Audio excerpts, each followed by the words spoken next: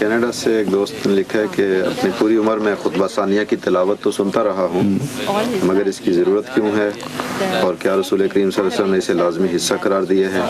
اس بارے میں حضور کی زبان مبارک سے کچھ سننے کی خواہش رکھتا ہوں۔ خطبہ ثانیہ سے مراد وہ آخری آیات ہیں، یہ تو حضرت عمر بن عبدالعزیز کے زمانے میں غالباً جاری ہوئی ہیں۔ جی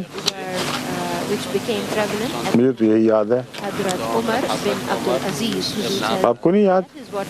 اچھا چیک کر لیں، مجھے تو یہ یاد پڑتا ہے کہ خطبہ ثانیہ حضرت عمر بن عبدالعزیز کے زمانے میں جاری ہوا تھا، اور ہمارے علماء سن رہے ہوں گے، وہ کوئی فیکٹس بھجوا دیں مجھے، ایک ہی کافی ہے ربہ سے کہ اس پر مزید روشنی ڈال دیں۔ مگر بہت ہی گہرا تعلق ہے ان آیات کا، اور معاشرے کو اس سے بہتر نصیحت، اس سے بہتر الفاظ میں ممکن نہیں ہے جو قرآن کریم کی آیت کا انتخاب کیا گیا ہے۔ اس لیے ہو سکتا ہے مجھے غلطی ہو اور آن حضرت صلی اللہ علیہ وآلہ وسلم ہی کا یہ انتخاب ہو، لیکن اگر آپ کا انتخاب نہیں ہے تو پھر بھی میں سمجھتا ہوں یہ رواج ایک سنت حسنہ ہے، وہ بہت ہی پیارا انتخاب ہے۔